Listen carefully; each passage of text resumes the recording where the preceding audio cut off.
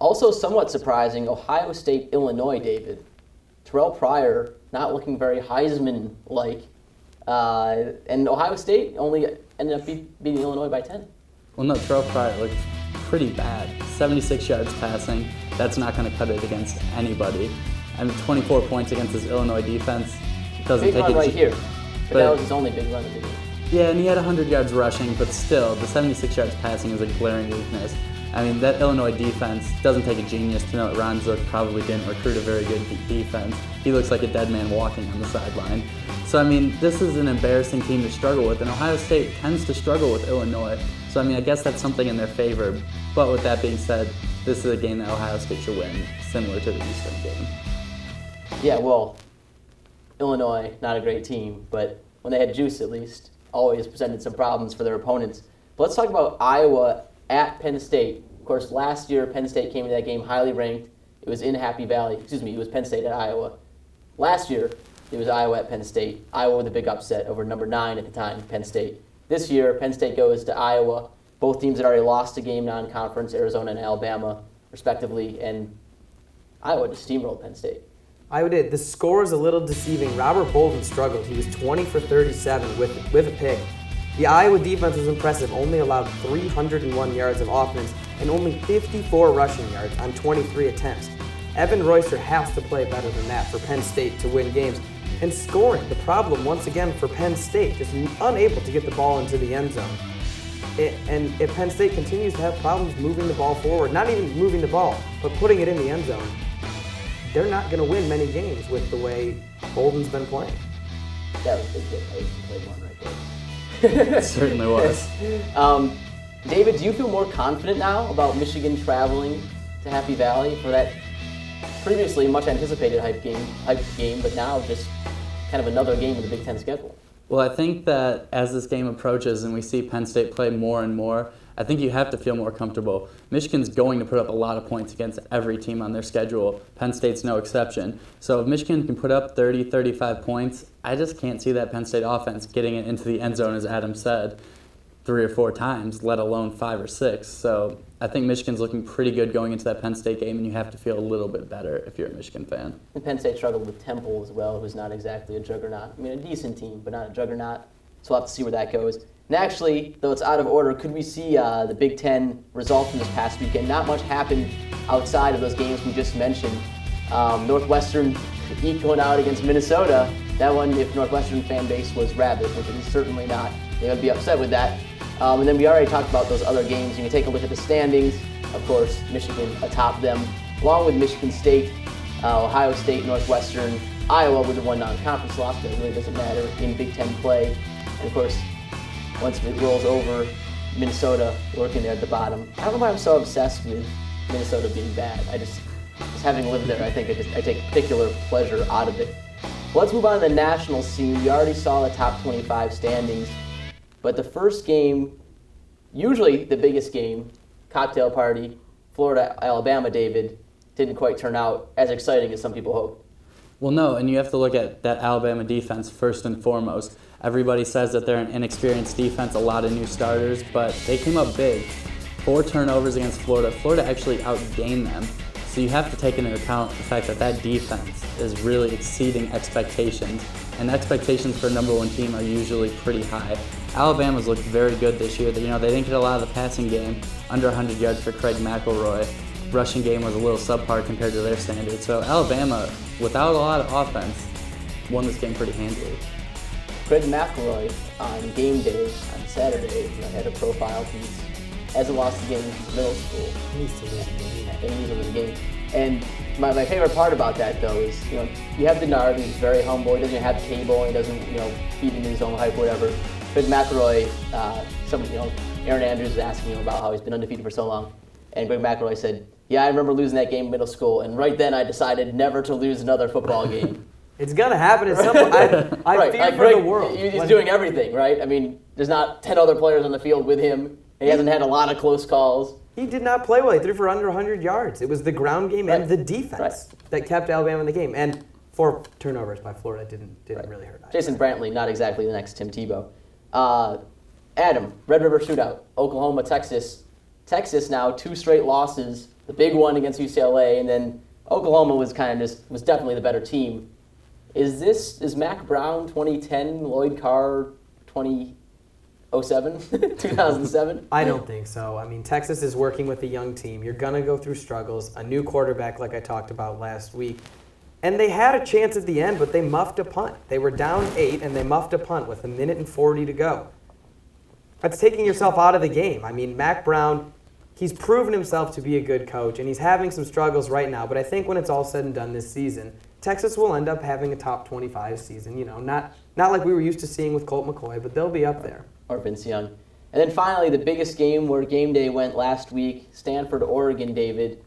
That Oregon offense, even if you shut it down for a half like Tennessee, can still score 40 or 50 points. Right, and we talked last week's show about how good Stanford's defense has looked, but over 600 yards, 626 total, 388 on the ground. I think that just goes to show you that Stanford's defense is still pretty good, but Oregon's offense is just dominant.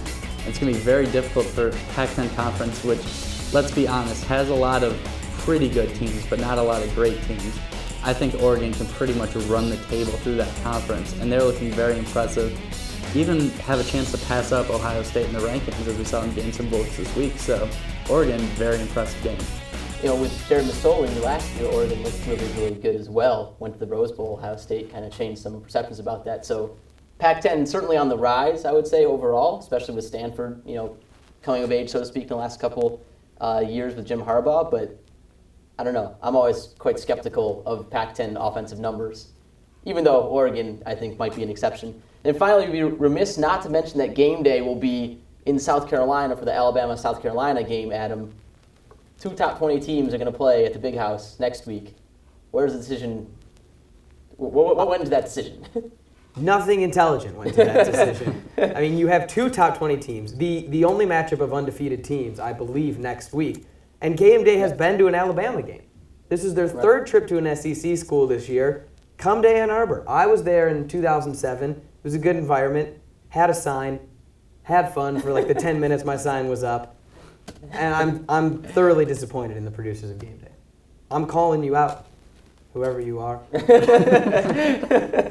Well, to be fair, maybe they're just, you know, holding on for like Michigan, Ohio State. Maybe they know something we don't. Maybe Michigan, Ohio State will be undefeated. But it'll be in Columbus. Right, but I mean, it's still Big Ten. I wouldn't be offended. I don't think they passed up Ann Arbor, David, just because I hate Ann Arbor. Well, and even though next week the schedule is fairly loaded, Michigan, Iowa might be 2 higher ranked teams. So you never know. That's a fair point. All right, well, we have to go to commercial break because we're running behind. But coming back on the other side, we're going to talk about Michigan State. It's a big week.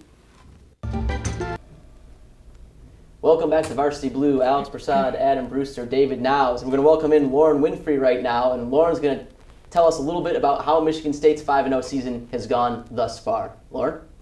Well, Alex, under the leadership of head coach Mark D'Antonio, who has recently been hospitalized twice, once for a mild heart attack and the second time for a blood clot found in his leg, the Michigan State football program is continuing in their rebuilding efforts, proving this season that running the ball is still what matters most. With their first undefeated 5-0 record since 1999 and Big Ten victories against teams such as the number 1 conference-ranked Wisconsin and a 34-31 win against Notre Dame, the Spartans boast one of the nation's best rushing attacks, averaging 231.5 yards per game, and a solid defense ranked 3rd in the conference and 10th nationally, allowing an average of 85.2 yards per game.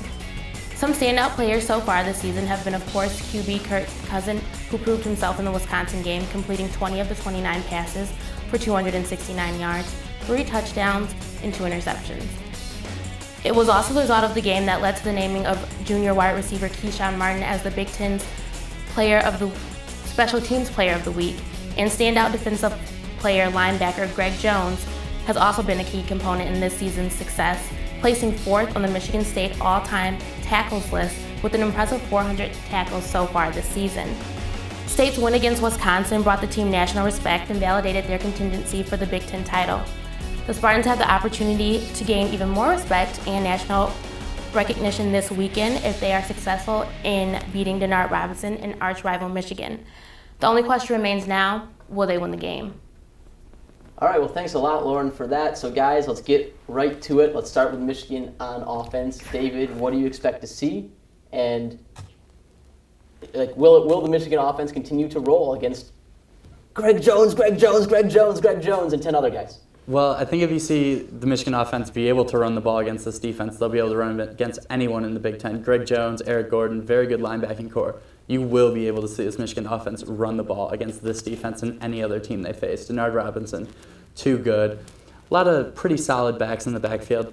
This Michigan State secondary, let's not kid ourselves, it's absolutely atrocious.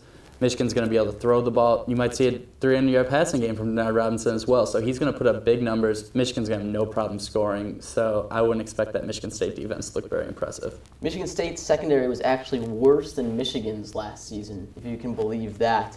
Adam, though, what about Michigan on defense? They're going to be playing a pretty high-powered offense. This is where the game gets a little scary. Michigan State's rushing attack has been very solid this season, and Kirk Cousins has looked good. Those bubble screens to Keyshawn Martin, I mentioned him earlier, they really worry me. The dude has blazing speed. And there's Warden D'Antonio. And there's Warden D'Antonio right there, sending out Aaron Bates to go throw to Charlie Gant. But Michigan on you got to look at this, 120th in pass defense. That is the worst pass defense in FCS football. FBS football. And it would be pretty bad in FCS as well. They would be pretty bad in FCS as well.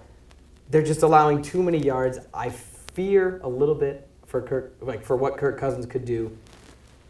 That being said, I think Michigan's run defense will throw off their balance a little bit this week that they've had. All right, well, running out of time here, guys. David, prediction for me.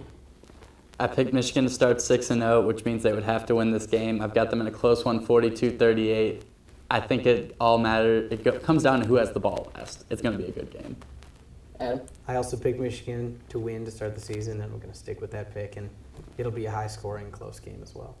Yeah, high-scoring and close seems to be everyone's prediction.